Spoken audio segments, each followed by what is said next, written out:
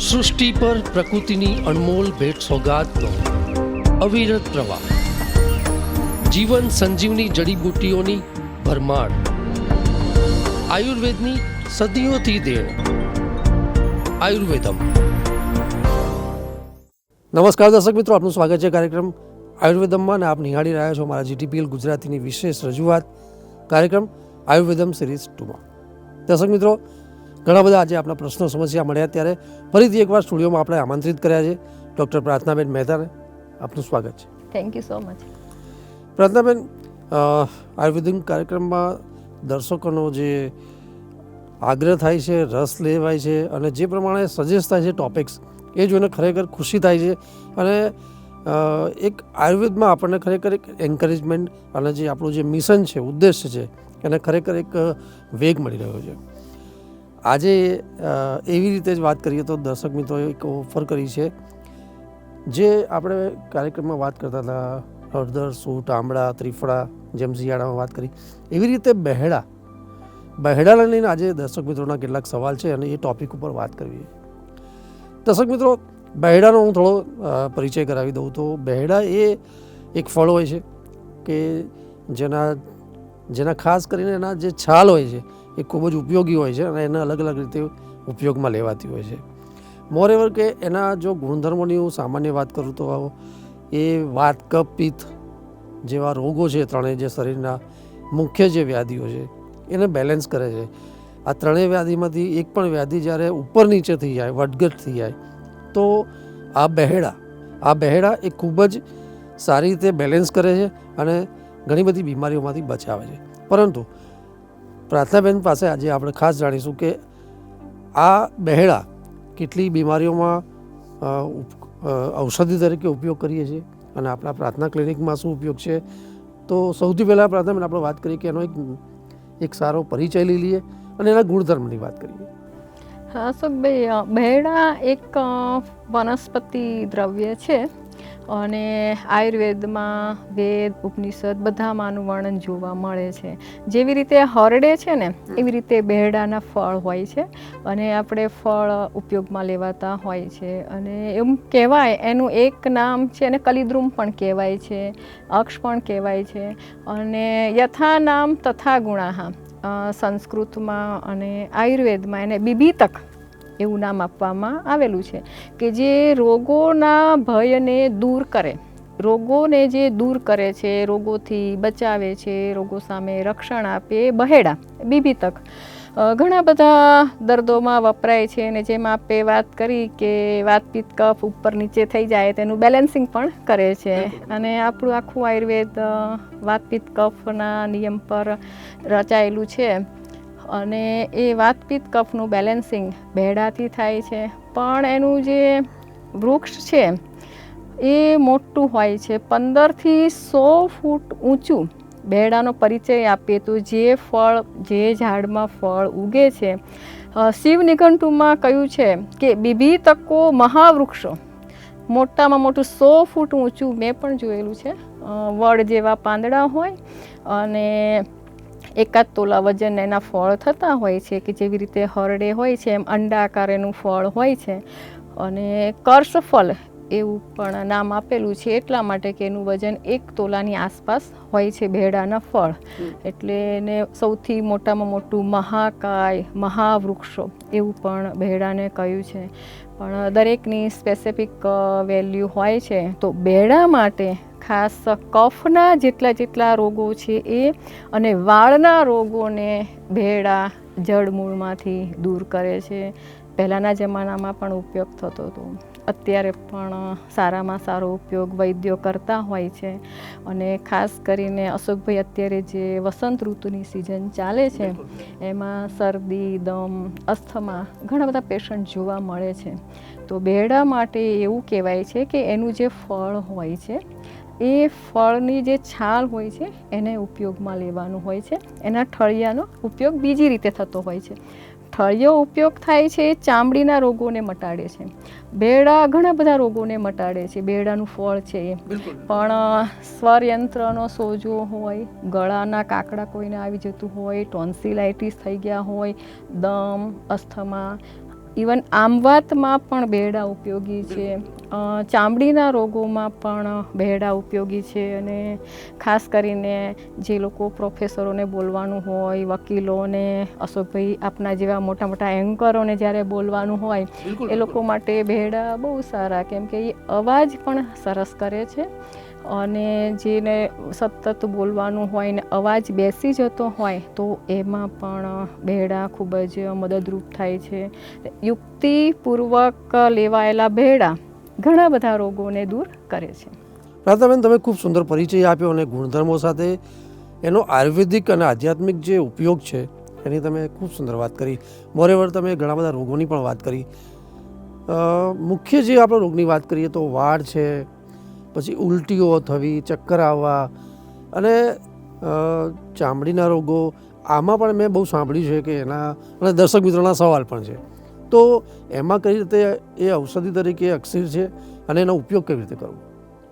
ચામડીના રોગોમાં પણ ઉપયોગી છે કે જે લોકોને ખંજવાળ આવતી હોય અને સફેદ ડાઘા પડી ગયા હોય, એમાં બેરડાનું જે મીંજ નીકળે છે એનું તેલ ઉપયોગમાં લેવાતું હોય છે. અને એક્સપર્ટ વૈદ્યોને પૂછીને પછી એ ઉપયોગ કરાતો હોય છે.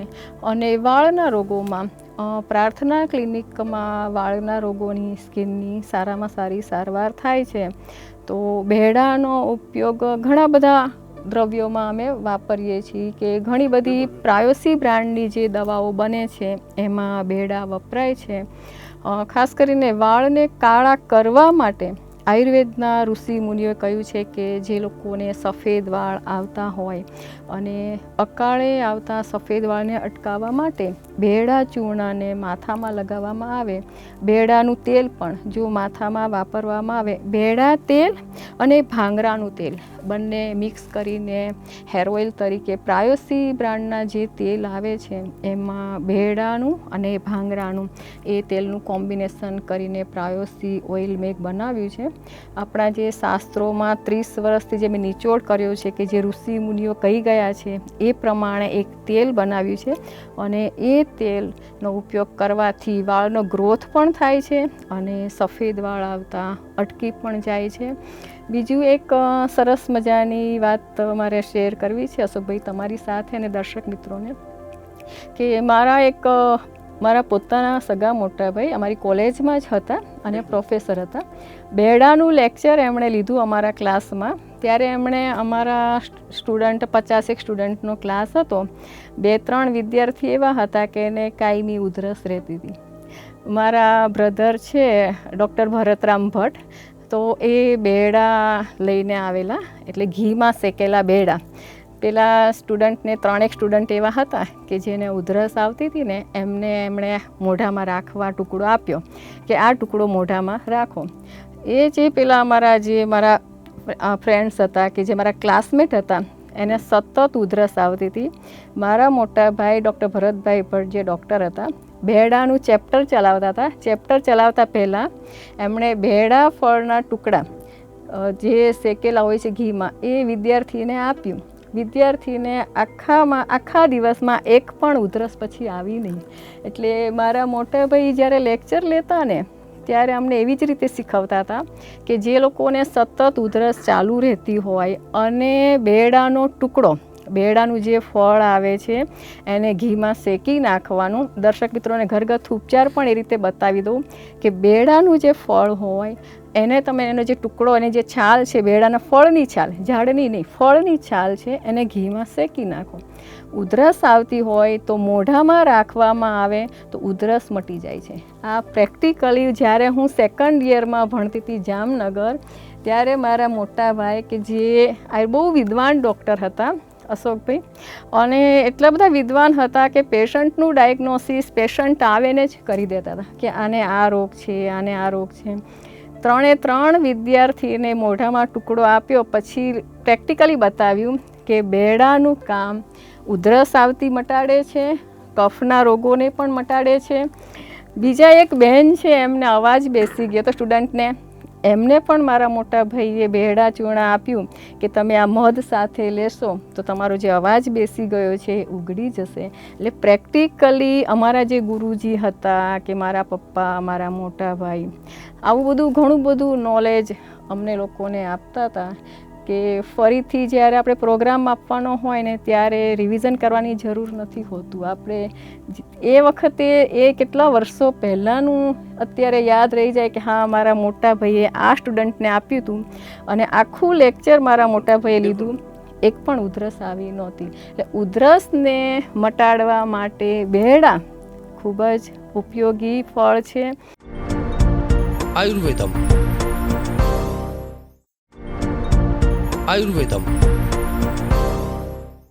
બેહડાનો પરિચય આપીએ તો જે ફળ, જે ઝાડમાં ફળ ઉગે છે, શિવ નિઘંટુમાં કહ્યું છે કે બીભીતકો મહાવૃક્ષો, મોટામાં મોટું 100 ફૂટ ઊંચું, મેં પણ જોયેલું છે, વડ જેવા પાંદડા હોય અને 1 તોલા વજન એના ફળ થતા હોય છે કે જેવી રીતે હરડે હોય છે એમ અંડાકાર એનું ફળ હોય છે.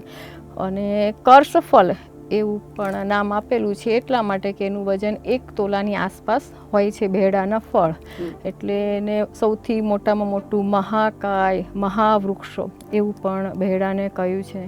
પણ દરેકની સ્પેસિફિક વેલ્યુ હોય છે. તો બેહડા માટે ખાસ કફના જેટલા રોગો છે એ અને વાળના રોગોને બેહડા જડમૂળમાંથી દૂર કરે છે. આયુર્વેદમ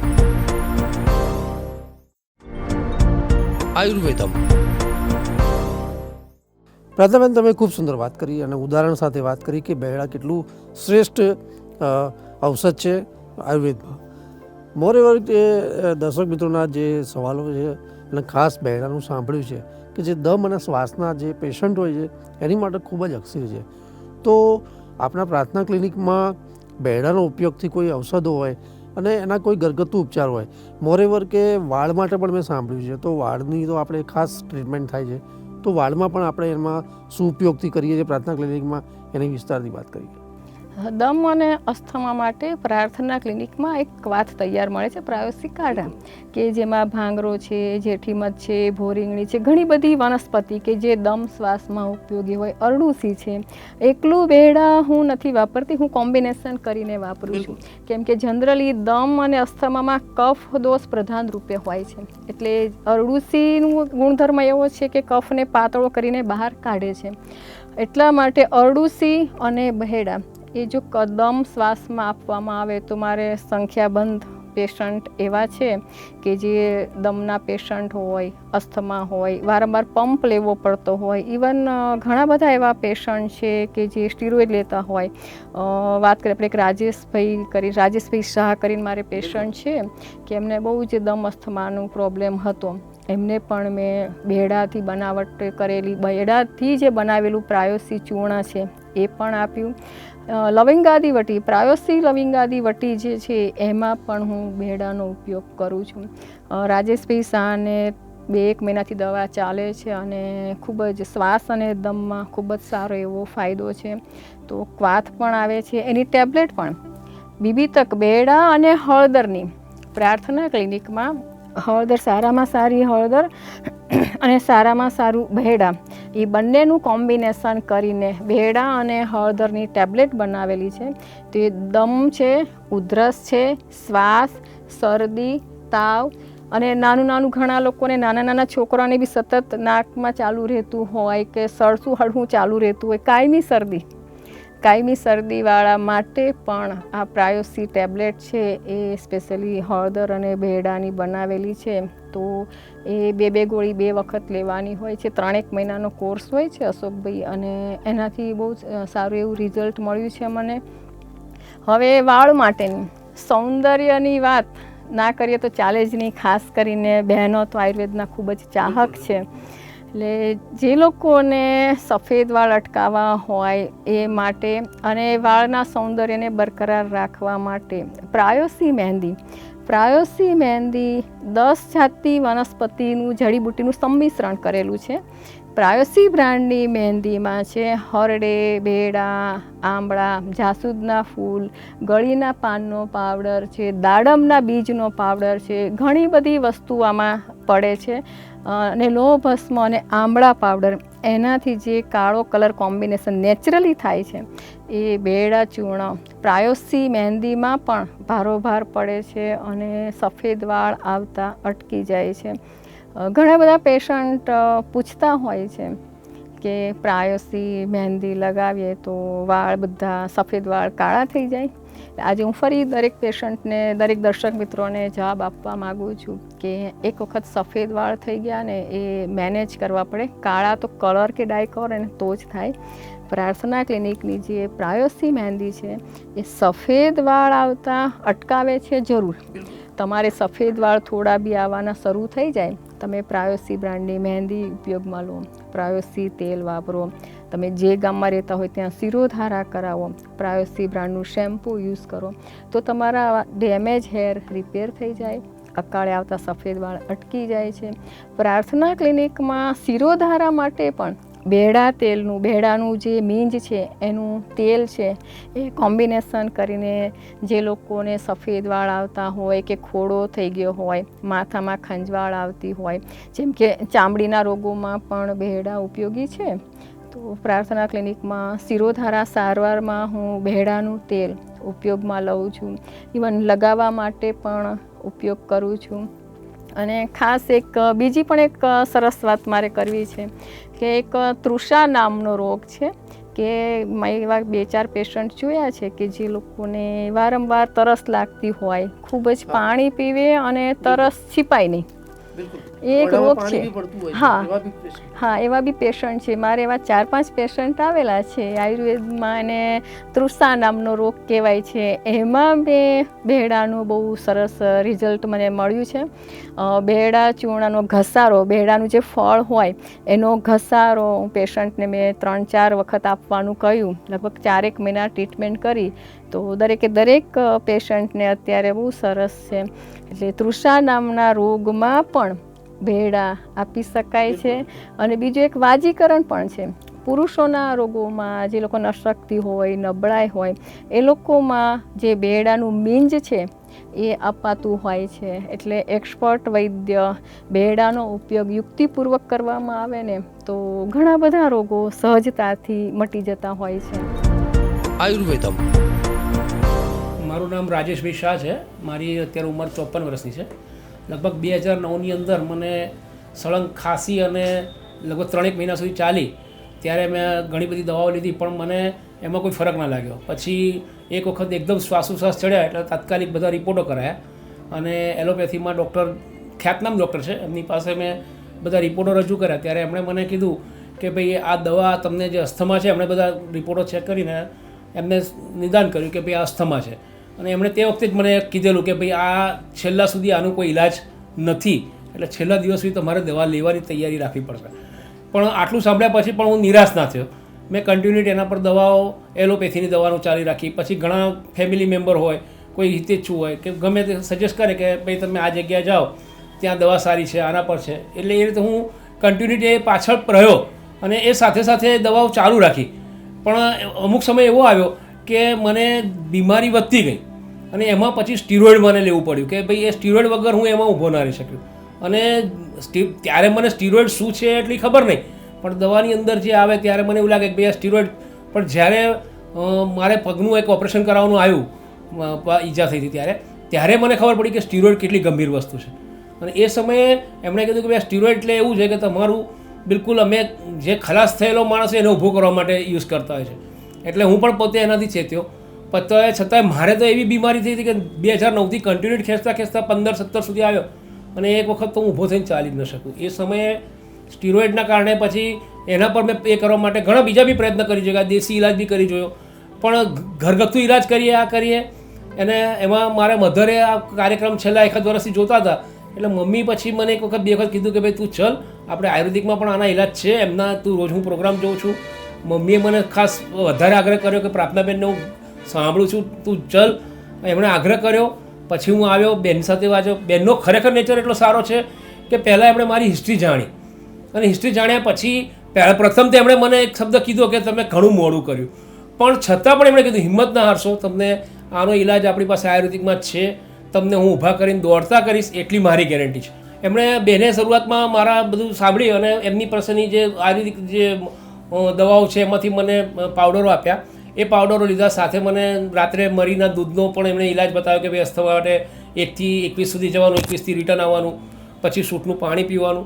અને આ રીતે બેને મને ઘણું બધું એ સમજાવ્યું. પછી બીજી અલગ દવાઓ આપી અને એ રીતે નિયમિત મેં ચાલુ કર્યું. અને પણ એનામાં શું થયું કે મારા શરીરની અંદરની ત્વચા ગરમી થોડી નીકળી, એટલે તરત જ મેં પાછા બીજા ડોઝમાં બેનને કીધું બેન આવું છે, તરત જ બેને કીધું કે જો તમે મરીનું પ્રમાણ વધતું હશે તો ઓછું કરી નાખો. એટલે તમારે જ્યારે પણ આયુર્વેદિક દવા પણ કરો તો એક તો નિષ્ણાત ડૉક્ટર પાસે કરાવી, કારણ કે તમારા દરેકની શરીરની પ્રકૃતિ સરખી હોતી નથી, એટલે એનામાં વધઘટ કરવી, કઈ દવા કરવી. ત્યારબાદ મેં જે પાછું મારા એ થોડું કવરમાં મને લાગે એટલે તરત સુવર્ણ ભસ્મ આપ્યું. અત્યારે છેલ્લી લાસ્ટ હું લેવા ત્યારે અભ્રક ભસ્મ મને અંદર એડ કર્યું. એટલે મારી પ્રકૃતિમાં મને શું સૂટ થાય છે. પણ એક વસ્તુ છે કે તમે જ્યારે પણ દવા લેવા આવો કે કંઈ પણ આવો તો તમારે પહેલાં તમને શું તકલીફ થાય છે સાચી એમને જાણ કરવી, તો તે આપણા પર ઈલાજ કરી શકે છે. કાર્યક્રમ જોઉં છું હંમેશા, તો ત્યારે મને એમ લાગ્યું કે પ્રાર્થના ક્લિનિક એક છે અને ત્યાં પ્રાર્થનાબેન છે, તેમને ઘણી એ સાંભળી રાજુ તું ચલ એમ કરીને આગ્રહ કરીને લાવી. જે દિવસે હું રાજુને અહીંયા લાવી મારા છોકરાને, તે દિવસે રાજુની ચાલવાની પણ તાકાત નથી. આજે 50% એને ચાલવાની તાકાત અને મને પણ ઘણી હિંમત આવી ગઈ છે. એટલે આયુર્વેદિક દવા પ્રાર્થનાબેનના ક્લિનિકમાં ઘણી જ સારી સારવાર થાય છે અને અમને તો ઘણો સારો એનો એ આવડો પડે છે. મારે વચ્ચે સ્ટીરોઇડની ગોળી લેવી પડતી 8 mgની, અને જ્યારે પ્રથમ આવ્યો ત્યારે મારા મમ્મીએ કીધું એ પ્રમાણે મને ચાલીને હું આવ્યો ત્યારે બેને પણ જોયું કે મારા હાફ એટલો ચડતો હતો, ખાંસી ચાલુ હતી, બોલાતું નહોતું. ત્યારે બેન પણ ગભરાઈ ગયા હતા મને ત્યારે, એટલે એમણે કીધું કે ભાઈ તમે સ્ટેજ બહુ વધારે છે તમારા. અને પછી મેં દવા નિયમિત ચાલુ કરી. પણ એમણે મને પહેલાં એક આગ્રહ રાખ્યો કે તમારા શરીરને અત્યારે જે તમે દવાઓ લો છો એ અત્યારે બંધ કરશો નહીં, મારી દવા ચાલુ કરો, કન્ટિન્યુટી એને રાખો અને સાથે ધીમે ધીમે બંધ કરો. આજના અમે લગભગ હું અહીંયા નવેમ્બરથી મેં દવા ચાલુ કરી છે, આજે 4થો મહિનો છે, પણ 4 મહિનામાં મારે સ્ટીરોઇડ સંપૂર્ણ અત્યારે બંધ થઈ ગઈ છે. કોઈક વાર જરૂર પડે તો મારે પંપ લેવો પડે છે. પણ બેનનો એક વસ્તુ છે કે તમે આપણે કહીએ છીએ કે અડધી બીમારી આપણા ડૉક્ટર જ દૂર કરે એમના કહેવાથી. એટલે બેન જે આપણી સાથે બિહેવ કરે છે, જે કહે છે, અડધી બીમારી તો આપણે ત્યાંથી દૂર થઈ જાય છે. મારી સાથે આ બીમારી અંદર મને મારા પરિવારનો પણ ખૂબ સાથ રહ્યો. જે આ પાછળ મારા મિસેસ છે, મારો નાનો ભાઈ છે, ભાભી છે, ખરેખર એમના સાથ સહકારથી આજે હું દવાની સાથે પણ ઊભો થઈ શક્યો છું. અને સરકાર શ્રી પણ આયુર્વેદિક બાબતે ઘણું પ્રયાસ છે. GTPL પણ આ પહેલ કરી રહી છે. મને નમ્ર એ છે કે બધાએ પણ આયુર્વેદિક તરફ જાઓ. આપણા જૂના ગ્રંથોમાં પણ આના ઘણા ઉપચારો છે અને એનો ઉપયોગ કરો. મારું માનવું છે કે ભાઈ ખરેખર તમે આયુર્વેદિકથી તમારી પોતાની લાંબી બીમારી કે જે જટિલ બીમારી છે એને દૂર કરવા માટે ફક્ત ને ફક્ત આયુર્વેદિક જ ઉપચાર છે, જે તમને લાંબા ગાળે પણ ઘણો ફાયદો આપશે. મારી વિનંતી છે કે પુનઃ વિનંતી કરું છું કે તમે આયુર્વેદિકના તરફ જાઓ, એનો ઉપયોગ કરો અને એનાથી તમે પોતે ઘણું બધું જીતી શકશો.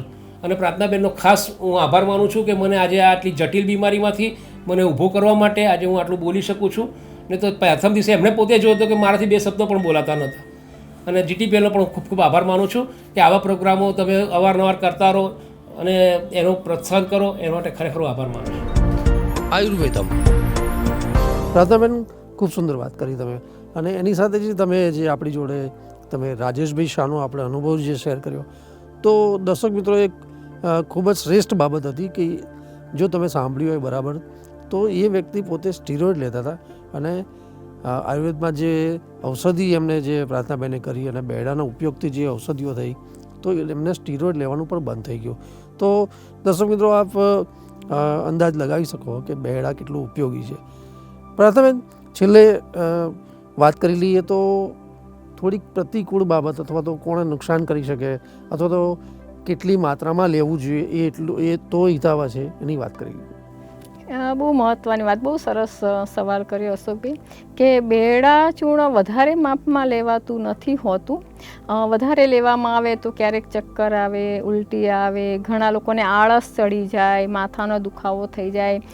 1 ગ્રામથી 3 ગ્રામની માત્રા આયુર્વેદમાં કહ્યું છે. બેડા ચૂર્ણ છે એ 1 ગ્રામથી 3 ગ્રામ, એટલે કોઈને બી પ્રોબ્લેમ હોય તો આપણે ઓછા ડોઝથી 1 ગ્રામથી ચાલુ કરવાનું. 1 ગ્રામ સવારે, 1 ગ્રામ સાંજે.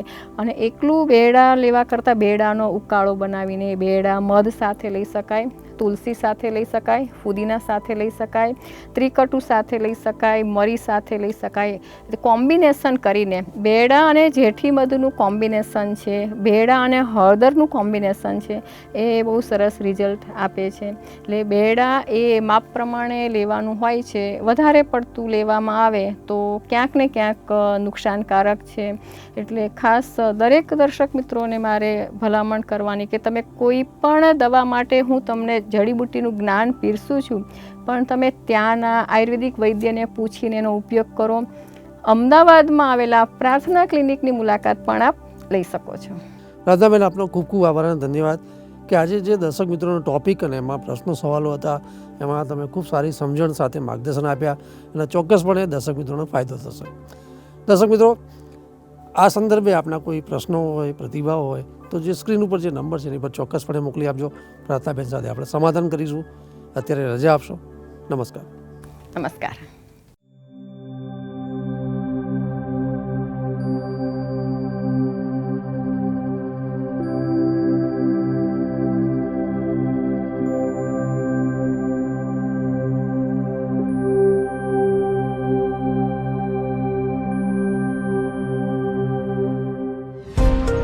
સૃષ્ટિ પર પ્રકૃતિની અનમોલ ભેટ સોગાદનો અવિરત પ્રવાહ, જીવન સંજીવની જડીબુટ્ટીઓની ભરમાર, આયુર્વેદની સદીઓથી દેણ.